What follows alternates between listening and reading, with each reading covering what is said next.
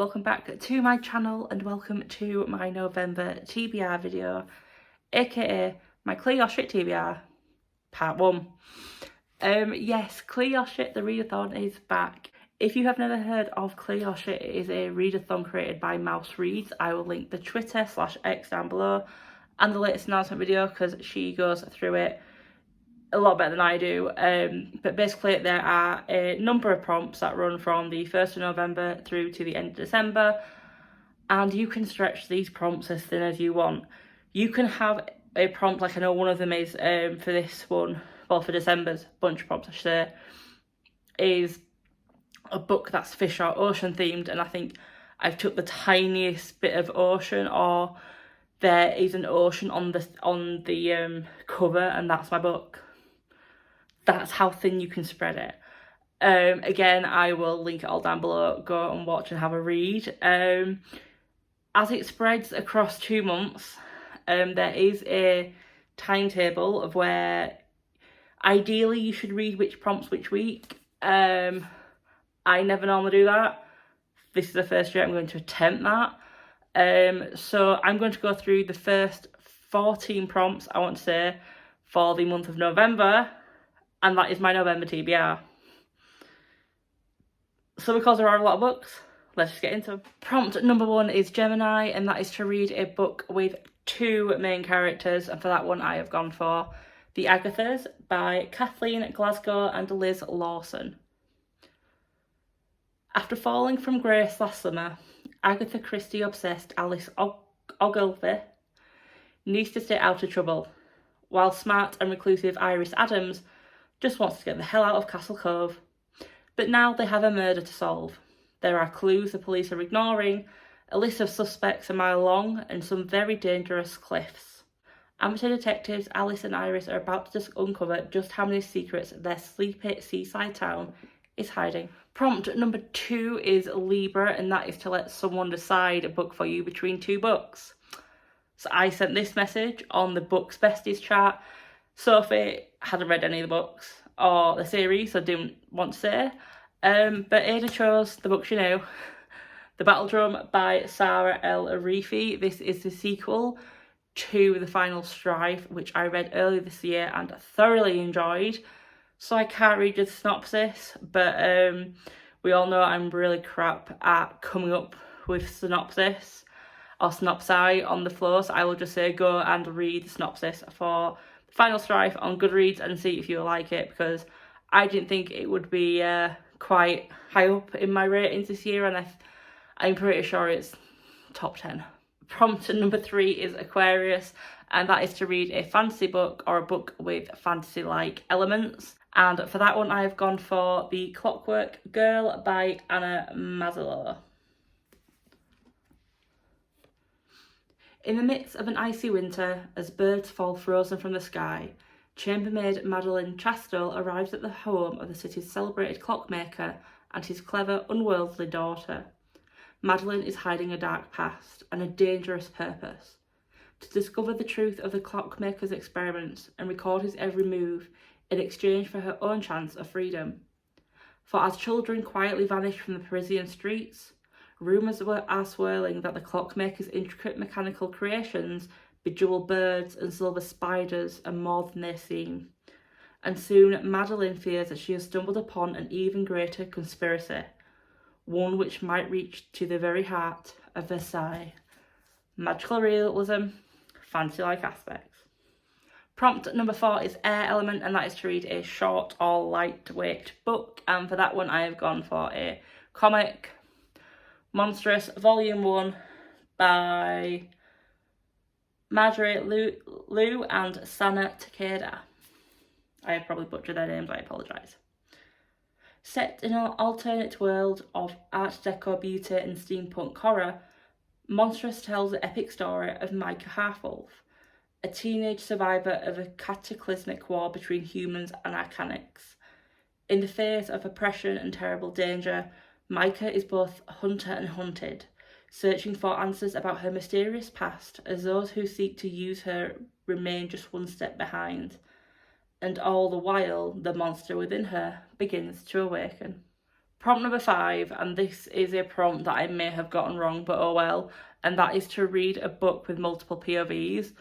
I had a quick scan of what was on my shelves, and the one that I think, well, I know at least has 2 multiple POVs, is the 7 Faithless Saints by M.K. Lobb.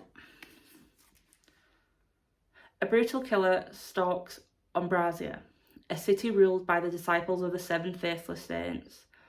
A city where those with magic live in comfort while the rest struggle to survive. A city caught in a 20-year war of attrition. A battlefront consuming a generation of conscripts. Ros Lacetosa will do anything to tear down the corrupt system of Umbrasia and get justice for her father, who was murdered by the military, including infiltrating the Palazzo to spy for the rebellion whilst training as a disciple of the Saint Patience. Damien Venturi is the youngest captain in the history of the Palazzo security, expected to be ruthless and strong and to serve the Saints with unquestioning devotion. But he's scarred by his experience on the front line, striving to please his brutal and detached father. And the thing he fears most is facing Ros, who he left behind when he went to war. When a disciple is murdered, Ros and Damien must team up to hunt the killer, no matter the consequences. They must face their buried emotions and the love they once shared, as they uncover corruption and conspiracies that will bring darkness and chaos to the streets of their home. Prompt number 6 is a free space, meaning you can read whatever you want, and for this one I'm going to be finishing the last book I started in November, An Unwanted Guest by Shari LaPenna. As the guests arrive at beautiful, remote Mitchell's Inn, they're all looking forward to a relaxing weekend deep in the forest, miles from anywhere. They watch their fellow guests with interest, from a polite distance.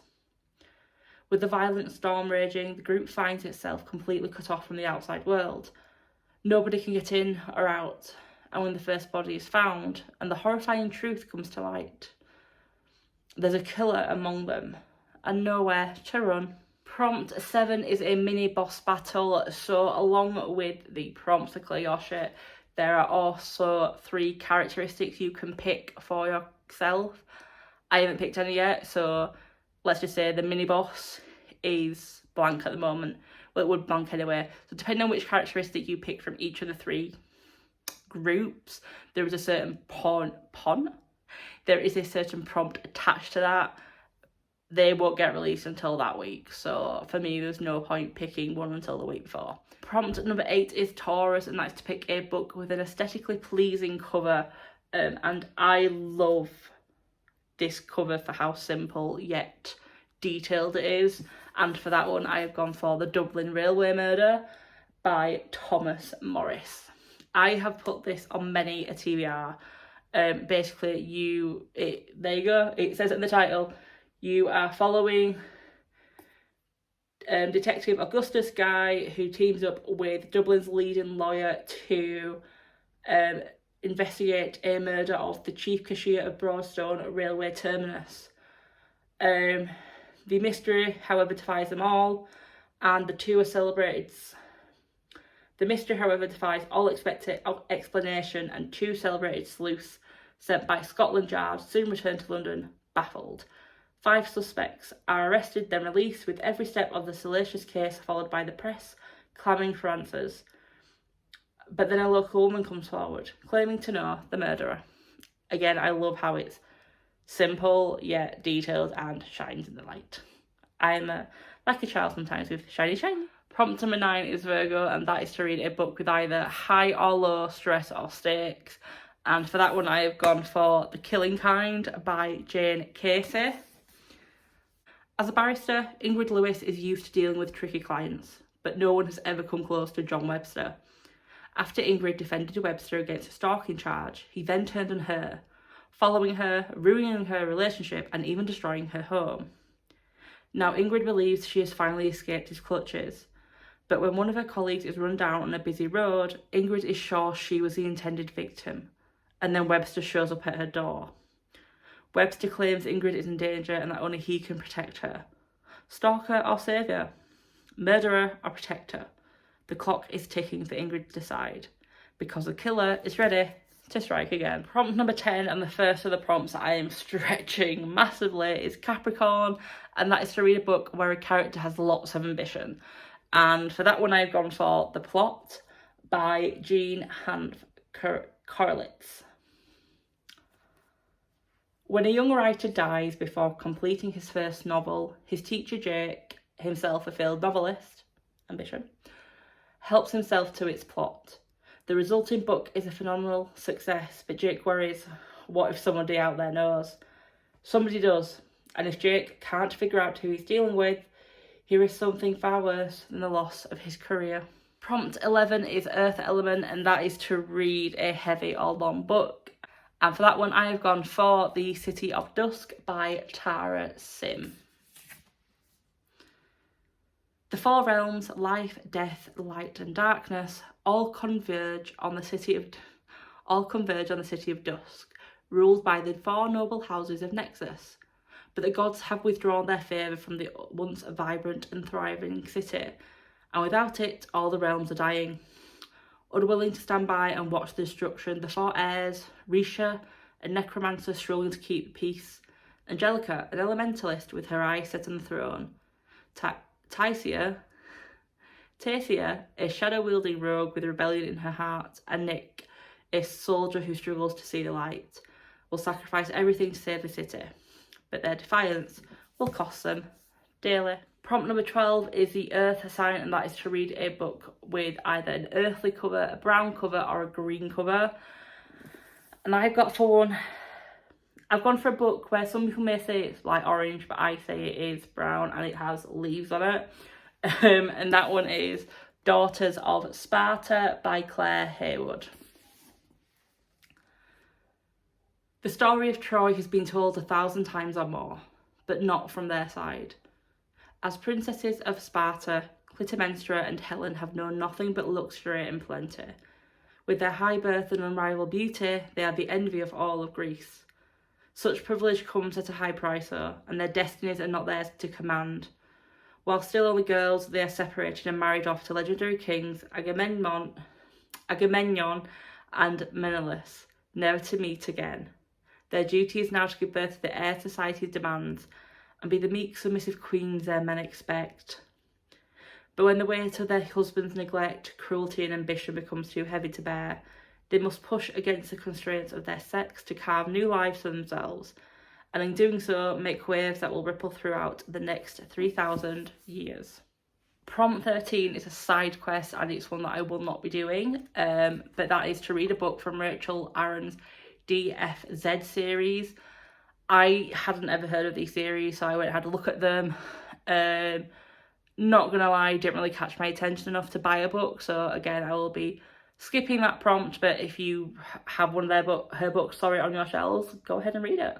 Prompt 14 is Aries, and that's to read a book with a child in it. Again, probably stretching this one, but I have gone for The Fall and Rise of the Amir Sisters by Nadia Hussain.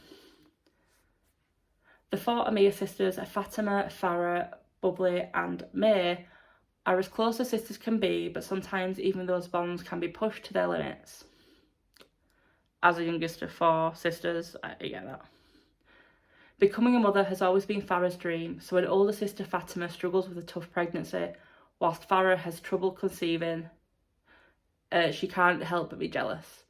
Until a plan to break a huge cultural taboo in her family and use a surrogate gives Farah a renewed hope, but nothing is ever that simple. So I'm stretching that because it mentions a pregnancy, so I'm assuming the child is birthed. So there's my stretch. And prompt 15, and one that I know two people will be very happy I am reading for this prompt. The prompt is Leo, and that's to read a book with an animal in it. And I've gone for Fourth Wing by Rebecca Yarros. There are dragons in this book. I did double check with Ada and Sophie, and yes, they are very excited for me to read this book.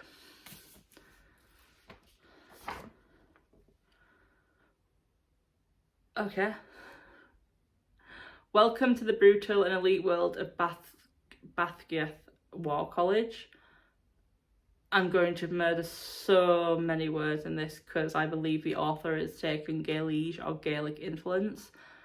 And so I apologise for the butchering. 20-year-old Violet Sorrengail was supposed to enter the scribe quadrant, living a quiet life among books and history. Perfect. Now the commanding general, her tough as Talon's mother, has ordered Violet to join the hundreds of candidates striving to become the elite of Nevers, dragon riders. But when you're smaller than everyone else and your body is brittle, death is only a heartbeat away. Because dragons don't bond to fragile humans, they incinerate them. With fewer dragons willing to bond than cadets, most would kill Violet to better their own With fewer dragons willing to bond than cadets, most would kill Violet to better their own chances of success. The rest would kill her just for being her mother's daughter, like Readathon, the most powerful and ruthless wing leader in the Riders' Quadrant. She'll need every edge her wits can give her just to see the next sunrise. Yet with every day that passes, the war outside grows more deadly. The kingdom's protective walls are failing and the death toll continues to rise. Even worse, Violet begins to suspect leadership is hiding a terrible secret. Everyone at Best Guys has an agenda, so sleep with one eye open because once you enter, there are only two ways out: graduate or die. Let's see if it lives up to the hype. So there are the books that I hope to read this month. I think I'm stretching myself with it, not gonna lie, especially when there's at least one more book I need to add on there. If not two, because I've just realised I didn't put my Read Job bookshelf book for this month on there either. Although I think I've just given up on that readathon as well. Have you read any of these books? Are there any where you're like, Michelle, that does not fit that prompt? Or, Michelle, they're stretching it and they're stretching it? If you have read any of those books, please let me know down below your thoughts. If you are participating in Clear Your Shit and you have a TBR vlog, blog, post, anything, let me know please. I love watching reading, seeing what other people are reading, because sometimes I think, oh yeah, I have that book, I can swap, or oh yeah, I took that prompt completely the wrong way. If you like this video, please give it a like. If you are new to my channel, hi, my name is Michelle and my life, like my reading, is a chaotic mess. I'm just here bumbling my way through, reading one book at one time in a variety of genres. If you want to join me on that journey, please click the subscribe button. If you don't want to, not an issue. And until the next video, bye.